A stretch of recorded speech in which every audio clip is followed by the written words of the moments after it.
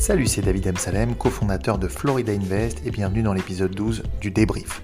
Aujourd'hui, je m'entretiens avec Eric pour discuter d'une tendance que nous avions déjà observée en avril 2020 sur les multifamilies et de notre prochaine acquisition, actuellement sous contrat et en période d'inspection, qui révèle de plus en plus de bonnes surprises. C'est parti.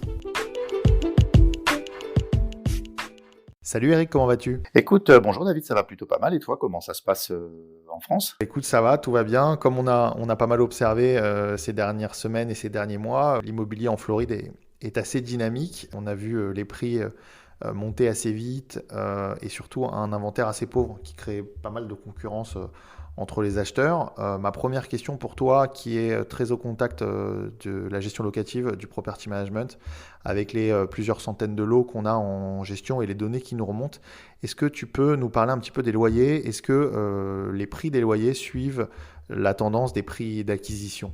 On a un effet très particulier qui se passe en ce moment sur le marché locatif, c'est qu'il y a beaucoup de out of state qui viennent s'installer en Floride. Donc des habitants d'autres États qui déménagent en Floride. Exactement. Donc le phénomène est très particulier, c'était encore jamais arrivé à ce point-là. On se retrouve avec un manque d'inventaire, un peu comme une très grande métropole, comme à Paris. On a, je dirais des fois, 4, 5, 6 offres de qualité sur un même bien, un système d'enchères qui se met en place avec des loyers qui montent. Donc un locataire qui surenchérit de $100, puis un $100 supplémentaire pour pouvoir obtenir le bien.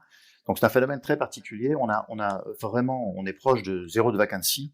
La seule vacancy qu'on a sont les biens qui sont en cours de rénovation ou entre deux locataires, mais on se retrouve avec un parc qui est complètement booké et complètement loué, et avec des prix qui ont pris, je dirais peut-être les prix locatifs qui ont pris 15% en 6 mois. Donc on est plutôt content en matière de gestion. On peut peut-être mettre un petit bémol sur South Beach, qui est très dépendant du tourisme et qui a quand même plus souffert que la moyenne, enfin qui a souffert tout court par rapport au reste de la Floride même. Alors oui, South Beach a un marché à part.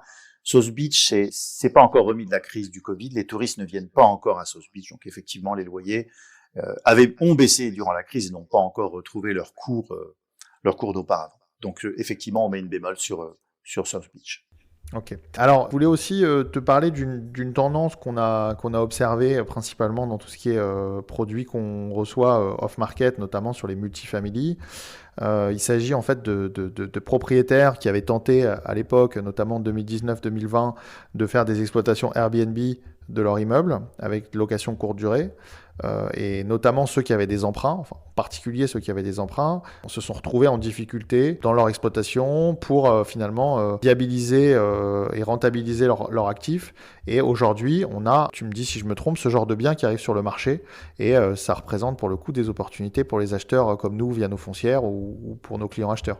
Absolument, David. Si tu te souviens, je pense que c'est notre deuxième acquisition dans ce cas. On avait fait aussi une acquisition à Pompano Beach sur le même principe où la personne avait complètement changé son fusil d'épaule pour passer d'une location Airbnb saisonnière à une location traditionnelle long terme. Et là, effectivement, c'est ce qui s'est passé. Donc, on s'est retrouvé effectivement avec un propriétaire qui a manqué son opération d'investissement et qui s'est retrouvé en pleine crise du Covid avec sa multifamily scotchée. Il a eu l'intelligence de switcher de la location Airbnb à la location long terme. On voit dans son état financier effectivement un gros trou de revenus durant cette crise, et on le voit switcher de la location court terme à la location long terme, en effet. Ça me fait faire la transition sur cette nouvelle acquisition. Il s'agit d'un immeuble multifamily de 8 appartements, très bien placé à West Palm Beach, donc à l'est de l'US 1, entre l'US 1 et la baie. Et comme tu le disais dans notre dernière vidéo, de l'autre côté du pont qui mène à Mar-a-Lago, donc la propriété, le domaine de Donald Trump. Donc vraiment très bien placé. Hier, il s'avère que c'était l'inspection, donc technique, et que tu t'es rendu, toi, à la propriété avec inspecteurs, appraiseurs et autres intervenants. Est-ce que tu peux nous parler un petit peu de cette propriété en ce qui concerne les extérieurs, les intérieurs et les résultats d'inspection ? Absolument. Alors, je vais rebondir d'abord sur sa situation. Effectivement, c'est une excellente situation. C'est plutôt rare qu'on arrive à obtenir des situations pareilles sur des produits middle market. Donc là, effectivement, toutes les cases sont cochées sur ce sujet. Alors en ce qui concerne l'inspection, pour rebondir, j'ai trouvé une multifamily en excellent état. Comme c'est une multifamily qui était auparavant exploitée en Airbnb, je dirais même, il y a un mot en anglais qui s'appelle over improvement, je dirais même que le propriétaire a rénové au-delà de ce que méritait cette propriété. On a trouvé des unités en très très bon état, je dirais presque luxueusement rénovés, et qui ne le méritaient pas pour ce type de multifamily. Donc on a été très surpris. Une multifamily, c'est jamais parfait. Il y a toujours, à l'inspection, on trouve toujours des dépenses à faire, souvent supérieures à 50, 60, 70 000 $ et au-delà. Là, on a retrouvé une multifamily avec très peu de corrections à faire pour pouvoir l'exploiter dans les meilleures conditions possibles. Donc oui, c'est un très bon produit dont la toiture a été remplacée, les fenêtres ont été remplacées, les climatisations sont neuves, les cuisines sont neuves, les salles de bain sont neuves. Donc on a trouvé un produit de très bonne qualité avec très peu de travaux à faire pour en sortir la quintessence. Oui, ça, effectivement, je pense que c'est une bonne chose. Ça me permet de rebondir sur le fait qu'on a beaucoup, enfin, toutes d'ailleurs, les cases de cocher. C'est-à-dire qu'on a un immeuble qui est à un prix, on va dire, pré-Covid pour la localisation. Je pense qu'on peut dire ça comme ça. On a un propriétaire à qui on a apporté une solution, c'est-à-dire de se dépatouiller de son emprunt et tous ses mauvais souvenirs de gestion Airbnb ratés. Et on a aujourd'hui un immeuble qui est rénové, donc type hôtel, hein. Il y a des unités, on dirait un hôtel, clé en main, avec les fleurs posées sur la table, tout parfait, nickel, etc. Des matériaux neufs, des rénovations neuves, une toiture neuve. Donc on a à la fois des super rénovations, ça nous fait faire pas beaucoup de travaux, voire pas du tout, juste sur l'extérieur, mais ça tu nous en diras un petit peu plus après.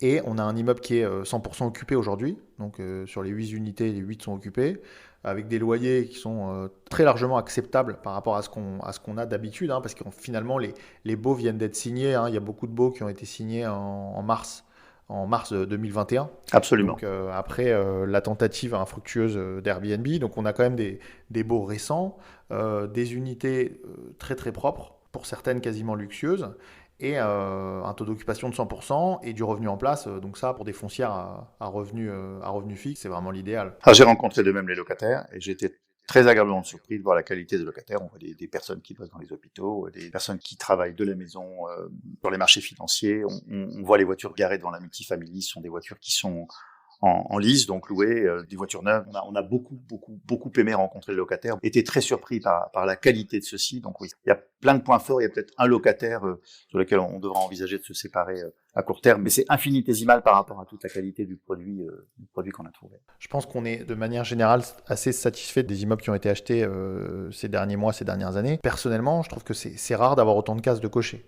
C'est-à-dire qu'on a un bien totalement rénové à un prix d'un bien en conditions moyennes, occupé avec des loyers quand même relativement élevés, puisque sur 1,50 million de prix d'acquisition, on a plus de 105 000 $ de loyer annuel, donc plus de 10% brut, et on a quasiment rien à faire. Absolument. Il y a encore un peu d'augmentation de loyer possible sur une ou deux unités. Donc, et il y a de l'augmentation, absolument. évidemment. Il y a, on va dire, 15%, je pense, d'augmentation de loyer dans les 2 prochaines années. Absolument. On a encore un autre potentiel dont on n'a pas débattu, mais ça peut être intéressant de débattre. Et je suis très étonné que le vendeur de cette multifamily y ait pas pensé, mais cette multifamily, ce sont 2 jolis petits immeubles l'un en face de l'autre. On a pensé avec notre appraiseur, notre expert, qui va estimer le bien, que séparer ces 2 multifamily d'un total de 8 unités en 2 fourplex de 4 unités donne déjà de la valeur en cas de revente de ce bien. C'est-à-dire qu'on va se retrouver avec une